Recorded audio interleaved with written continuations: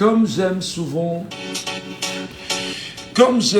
à le rappeler, si nous avons des sujets portés sur des personnes, des sujets parfois qui relèvent de la futilité, des gens pourront appeler.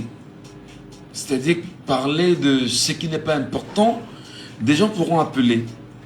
Mais demandez aux Camerounais de nous dire exactement quelles sont les raisons pour lesquelles il y a ce qu'on appelle les taux d'abstention record le jour du vote. Les Camerounais ne réagissent pas. Les Camerounais ne parlent pas.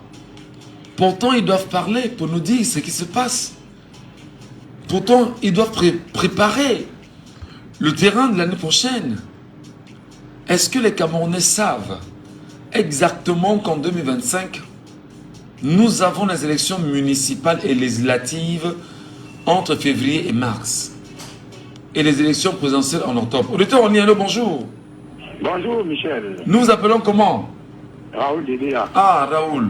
Bienvenue ce matin. Merci bien. Une question quand même lancinante nous parle. Qu'est-ce qui peut justifier les taux d'abstention records qu'on a au Cameroun lors des élections? Oui, c'est le slogan que tout le monde avait. On va voter, après on va faire quoi? On va voter, ça va donner quoi? Ils vont tout truquer. On a inculqué dans la tête des Camerounais que le RDPC est le seul parti au Cameroun qui peut gagner une élection. C'est ça qu'on a mis dans la tête des Camerounais. Parce qu'on n'a pas déjà mis dans la tête des Camerounais que le plus important d'abord c'est de voter leurs députés, ou bien leurs maires, les gens qui doivent les gérer. Et que le plus important pour le Cameroun, c'est les élections présidentielles.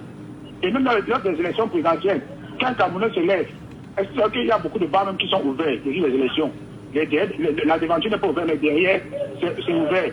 Et comme les Camerounais savent que même s'ils votent, ils ne votent pas, c'est les mêmes gens qui vont gagner. Le jour-là, c'est un jour férié pour eux pour boire. Boire. Mais maintenant, tout a changé. 2025 ne serait plus comme avant. Chacun va aller voter, va arrêter au moins la main de tous ses voisins. Et le jour est vraiment de porte en porte. On va faire con, bonjour la mère. Ça, la carte de vote, oui, aujourd'hui, c'est le jour des élections. Viens et t'amène à ton bureau de vote. Monsieur Michel, ça ne serait plus comme en 2018. Les choses ont changé. On a bien envie de vous croire aussi, hein? Non, il faut me croire. Inscrivons-nous d'abord. Le reste va venir après. Inscrivons-nous d'abord. Donc c'est surtout ça, il maman qui dit que non, il va aller voter quand elle finit de faire ma cuisine. Voilà qu'elle fait la cuisine, bon, elle dit que si elle me laisse encore, j'ai tout le temps. Voilà que ça juste qu'elle peut au bureau de vote. Et c'est fermé. Et ça, j'ai vu dans un bureau de vote à partir de 8 heures, il y a plus de 200 personnes dehors qui voulaient voter, Michel. Parce que juste parce qu'ils n'ont plus cru, on ne croit plus à l'élection au Cameroun. Et c'est ça que le RDP s'est mis dans la tête des Camerounais. Et ils ont réussi à mettre ça comme si c'était une parole d'évangile. On va voter, ça va faire quoi? On va voter, ça va donner quoi? Et c'est ça qui fait d'abord lever la tête des Camerounais. Allons d'abord nous inscrire. Rien ne serait plus comme avant. Je vous rappelle bien que même les NGDPC, ils savent qu'ils n'ont jamais gagné une élection. Donc une élection est libre, ils ne vont jamais gagner. En train de donner les 2000 jours des élections, vous sortez avec tous les bulletins de vote, en dehors du NGDPC. On vous donne 5 000. Mais il y a les gens qui sont dehors pour ça, le jour dans les bureaux de vote. Ils sont dehors avec un sac plein d'argent.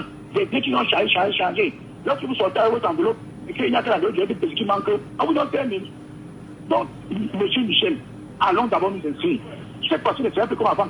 Parce qu'un Camerounais conscient pour le changement, il ne peut pas quitter chez lui avec moins de 10 personnes pour le bureau de vote.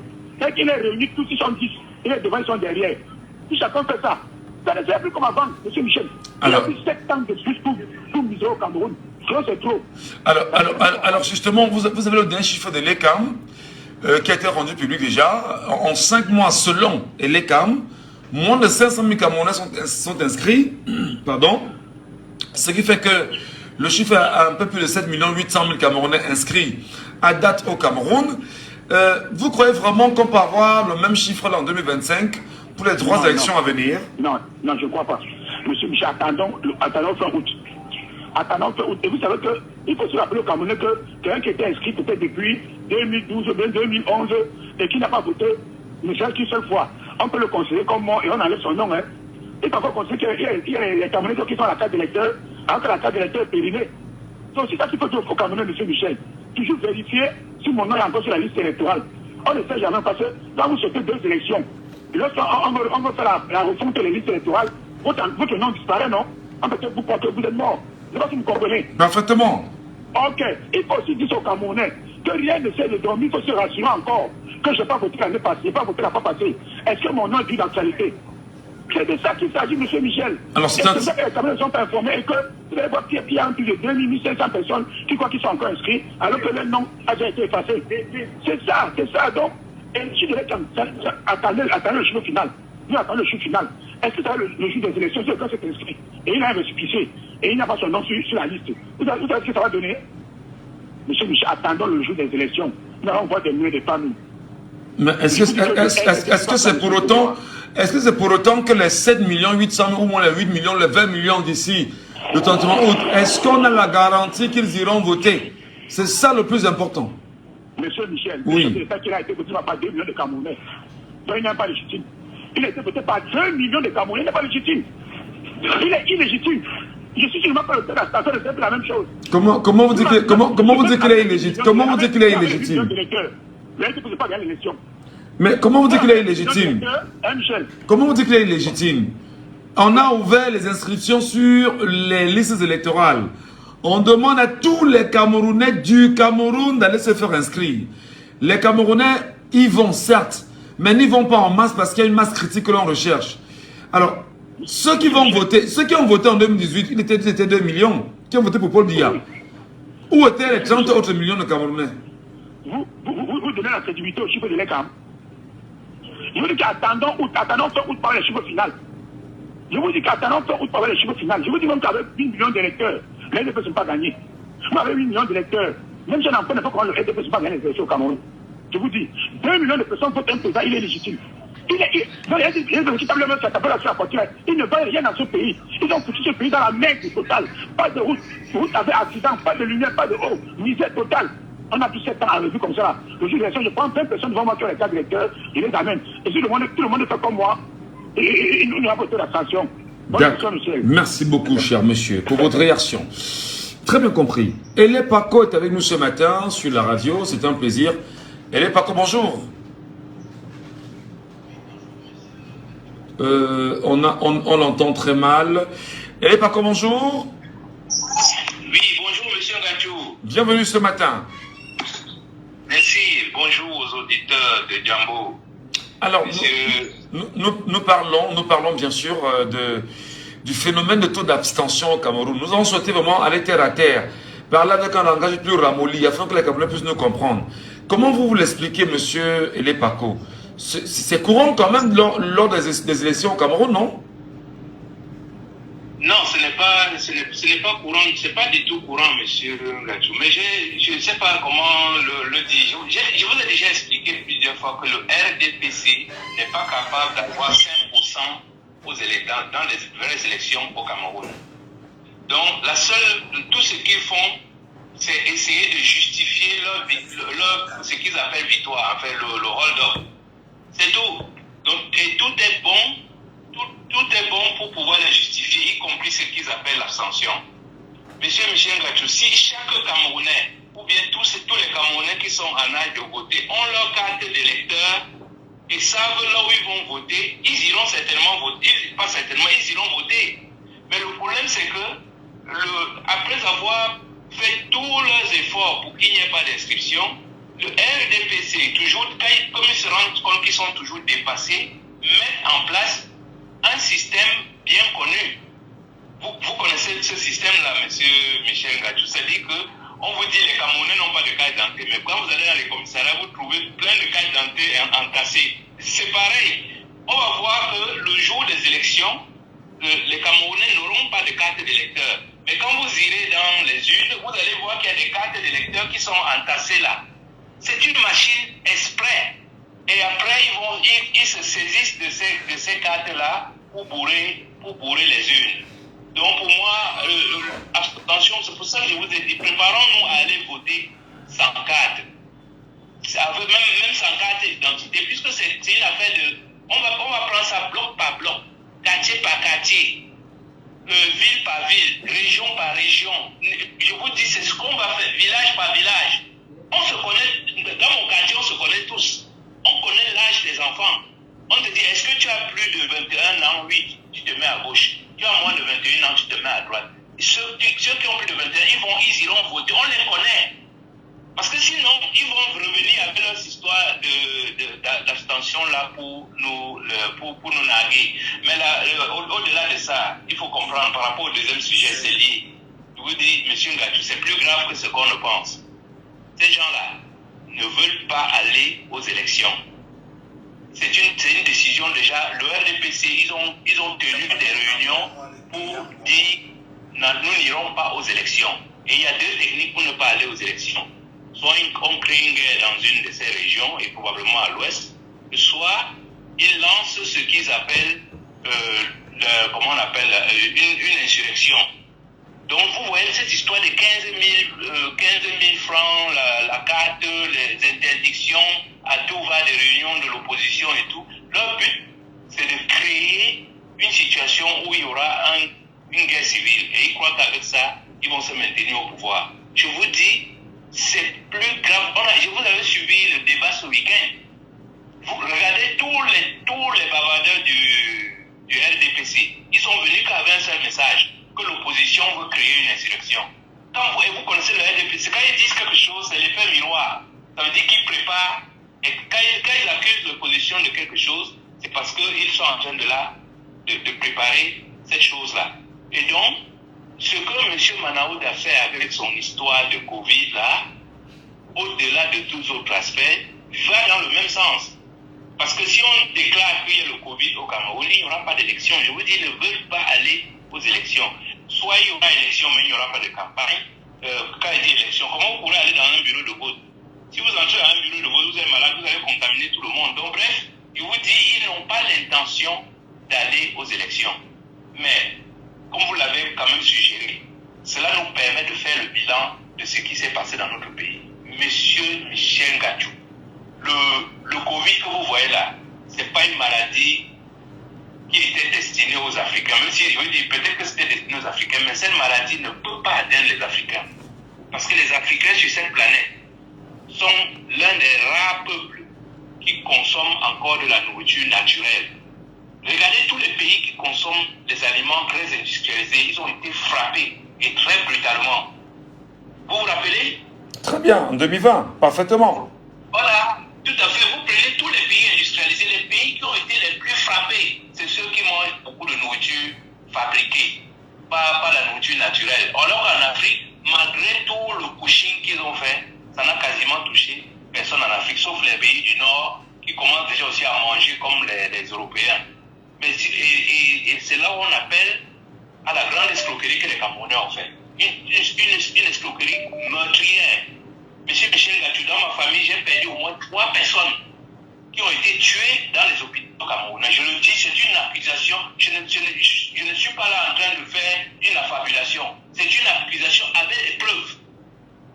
Qu'est-ce qui s'est passé? C'est que le fonds international, je ne sais plus comment on appelle ça, ou c'est le Fonds mondial de la santé et tout, il donnait des subventions à des pays si ces pays sont touchés. Comme nous, les Camerounais, mangeons des dollars, du miondo, des sauces chaudes et tout, mais le Covid ne pouvait pas arriver chez nous.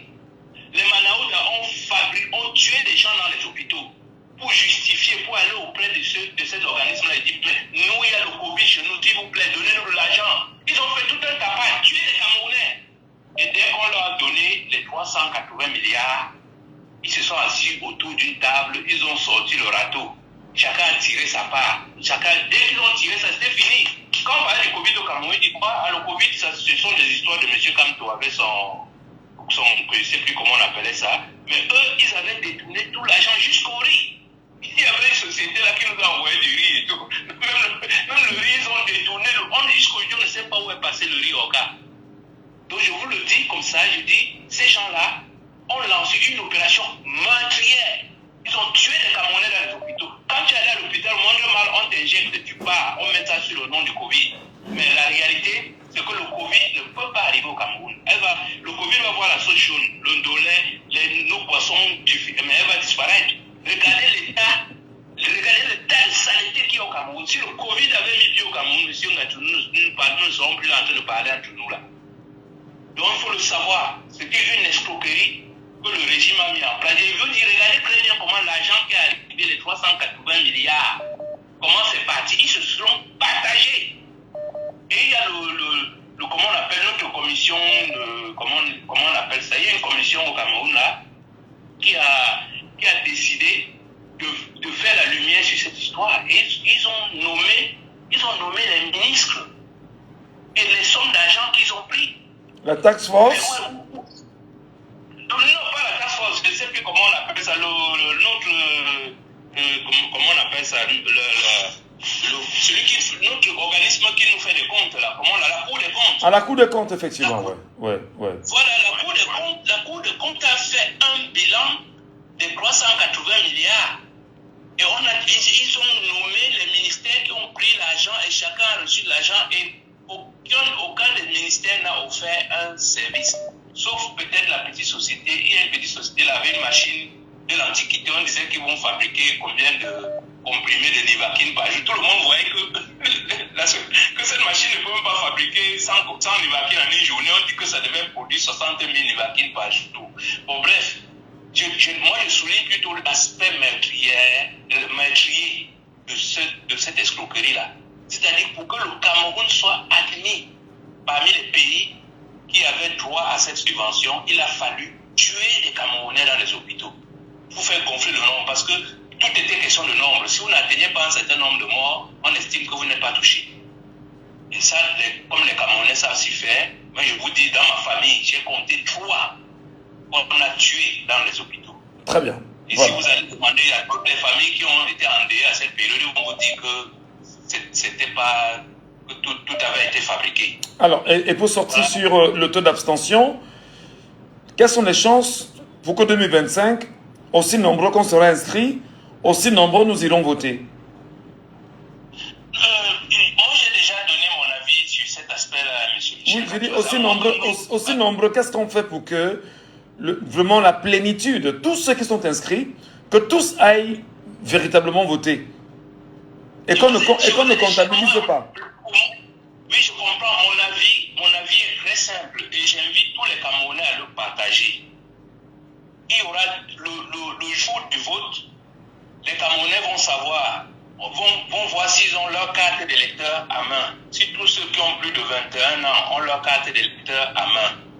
Si on constate qu'ils n'ont pas leur carte d'électeur à main, ça veut dire que l'ECAM a failli. Donc les gens, tout le monde doit aller voter avec sa carte d'identité. Si les gens n'ont pas de carte d'identité, qu'ils viennent voter. Le jour-là, je vous dis tous, il n'y a pas de discrimination dans notre pays. It's one man, one voice. C'est-à-dire que je vous dis que la seule chance pour M. Sousset et le régime Biya, c'est de donner une carte d'électeur au Cameroun pour que les choses se passent dans la paix. S'ils veulent nous empêcher d'aller voter, en nous empêchant d'avoir les cartes, en ne sortant pas la liste, en ne nous disant pas là où on doit aller voter. Moi, je vous dis, les dernières élections, moi j'avais voté à Kérémouna. Mais j'ai cherché, j'ai dû aller dans 3 ou 4 endroits différents pour trouver là où je dois voter. Mais si vous êtes quelqu'un qui vous découragez très vite, mais vous n'allez pas voter. Oh, ça, on ne veut, en 2025, il n'y aura pas ça. Chaque Camerounais doit savoir là où il va voter. Et s'il nous en empêche, nous allons prendre notre souveraineté. On va organiser nous-mêmes les élections. Tous ceux qui ont plus de 21 ans, quartier par quartier, vont aller dans les bureaux de vote et voter. D'accord. À la sortie du vote, on dit tel quartier, voici son résultat. Tel quartier, voilà son résultat. Après, on fait la somme. Et si c'est l'opposition qui a gagné, on va demander gentiment à ces gens-là de libérer le plateau. Sinon, vraiment, comme ils le disent souvent, ils auront les abeilles. Parce que nous sommes 30 millions de Camerounais. Voilà, merci beaucoup, monsieur Lepako. L'émission, c'est Laissons parler les gens. Et merci également à ceux qui veulent parler. Ils n'arrêtent pas de nous appeler. C'est bien beau. Merci. Véritablement, nous vous écoutons. Nous avons Gervais qui nous appelle ce matin. Allô, Gervais, bonjour. Allô, Gervais, bonjour. Bonjour. Alors, Gervais, effectivement, ce matin, nous avons choisi de parler d'un phénomène qui arrive très souvent lors des élections. On parle de phénomène record des taux d'abstention. Qu'est-ce qu'il y a de fait pour qu'en 2025, pour les 3 élections à venir, que l'on ait les mêmes Camerounais inscrits, qu'ils soient les mêmes Camerounais qui iront voter? Gervais. Ah, Michel, ça ne sera pas facile. Hein. Ça ne sera pas facile d'avoir le même nombre. parce qu'il y a beaucoup d'aspects quand même qu'il faut relever ici. C'est que nous sommes d'abord le Cameroun actuellement a une population qui veut partir. Ça veut dire qu'il faut y avoir vous apprêter sur les 7 millions que l'ECAM a déclaré l'autre jour. Il faut au moins vous apprêter à savoir qu'il y a au moins 1 million qui vont quitter le pays avant ce jour-là, avant le jour des échéances, parce que tout le monde est en train de vouloir partir. L'autre aspect, c'est que les gens meurent beaucoup au Cameroun. Donc, il y a des gens qui sont inscrits, qui vont mourir. Et vous savez, quand on calcule le nombre de personnes qui meurent, soit par accident, soit par machin, je ne sais pas trop, il y a tout ça. La deuxième chose aussi, c'est qu'il y a la paresse. Une autre chose aussi, c'est qu'il y a la paresse. Les Camerounais sont devenus très paresseux. Parce que quand on va leur dire, allez voter et suivez votre vote, ils vont trouver ça trop long. Donc souvent, ils ne bougent même pas. Maintenant, le travail que vous êtes en train de faire, c'est de sensibiliser les gars. Allez vous inscrire et au moment venu, allez voter. Ne vous inscrivez pas seulement pour faire plaisir à qui que ce soit. Et le fait de dire que, est-ce que l'opposition ne devait pas faire une sortie pour davantage, pour davantage motiver les gens à aller s'inscrire et tout. Mais je pense que le leader du MS l'a suffisamment fait. Et c'est pas ce qu'on veut qu'il fasse de plus. S'il va faire le porte-à-porte, on filme les machins, on met sur Facebook, on met sur les réseaux sociaux, ça va servir à quoi? Il y a quelques Camerounais aujourd'hui qui ne sait pas qu'on est en train de demander d'aller s'inscrire. Il faut qu'on parle comment, il faut qu'on les mette les écouteurs à l'oreille avec une musique qui chante allez vous inscrire pour qu'ils comprennent. Donc le problème, ce sont les Camerounais. Donc on doit épargner on doit épargner les leaders politiques. Voilà par exemple ton émission. Si une influenceuse organise un direct comme le tien, actuellement pour parler du sang caressant, tu verras où il y aura plus d'audience. Est-ce que c'est le problème du leader politique ou bien c'est le problème de Camto? Non, je crois qu'il a suffisamment fait. Il avait fait une sortie où il a demandé allez vous inscrire. Il a dit j'ai constaté que les Camerounais se demandent s'ils veulent être candidats ou pas. Il dit ne vous inquiétez pas. Faites votre part, je fais ma part. Je peux vous rassurer que je serai candidat. Donc faites ce qu'il faut pour qu'au moment venu me voter. Il a suffisamment parlé de ça. Qu'est-ce qu'il doit faire encore de plus? Je ne sais pas. On va entrer dans les maisons des gens. Je ne sais pas. On passe même déjà à harceler les gens. On va pas aller plus que ça. Ce qu'on peut faire, c'est de garder le même tempérament, de garder le même rythme, de ne pas se décourager. Tout simplement. Mais ce qui est sur 2025 ne sera pas comme 2018 ou bien comme les échéances passées, parce qu'on voit quand même qu'il y a une forte dynamique en place. Oui. Ça ne sera pas la même chose. Ça ne sera pas la même chose. Alors, on espère. On le rappelait encore tout à l'heure que l'actuel président de la République a gagné ces élections avec un peu plus de 2 millions de voix. Déjà, est-ce qu'il n'y a pas un problème à la base?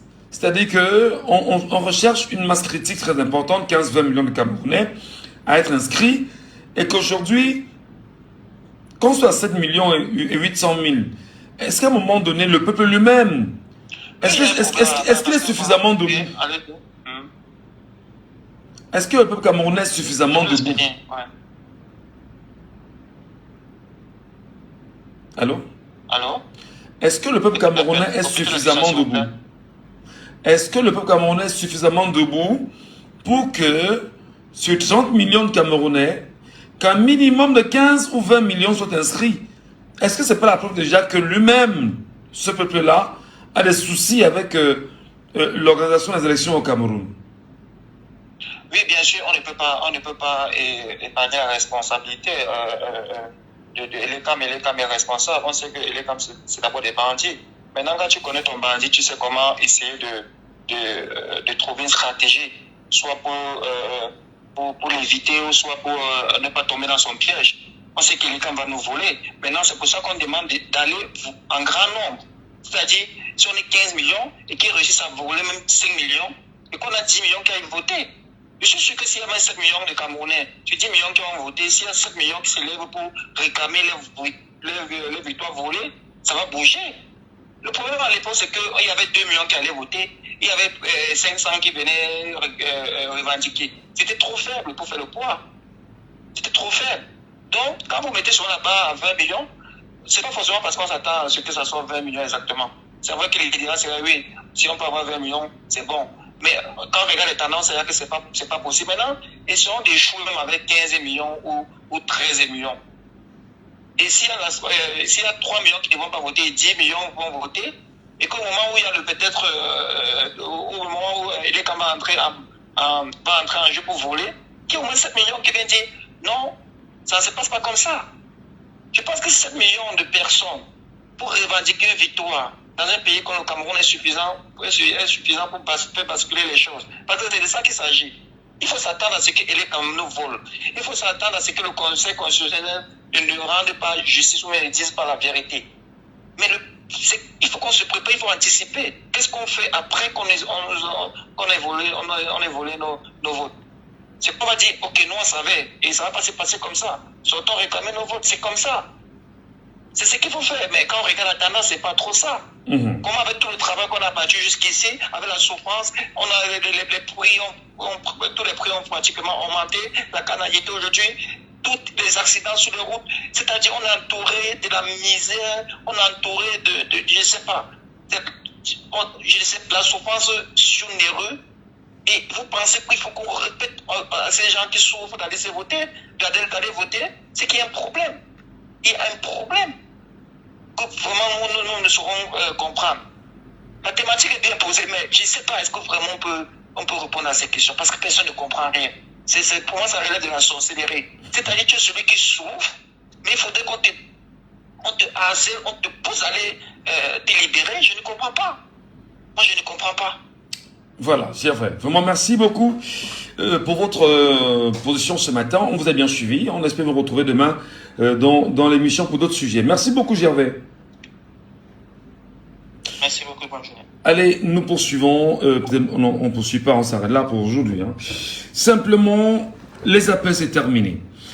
Dire encore aux Camerounais, comme on le dit tous les jours, l'esclave qui n'est pas capable d'assumer sa révolte, parce que là nous paraphrasons Thomas Sankara, ou nous redisons ce qu'il disait, l'esclave qui n'est pas capable d'assumer sa révolte ne mérite pas que l'on s'appuie sur son sort. Cet esclave répondra seul de son malheur s'il se fait des illusions sur la condescendance suspecte d'un maître qui prétend la franchir. Seule la lutte libère, disait-il. Et nous rappelons aux Camerounais chaque jour, si tu ne fais pas la politique va te faire. Et au pire des cas, elle ne peut que te broyer. À demain, 9h. C'était Laissons parler les gens, que vous pourrez réécouter en podcast sur notre page.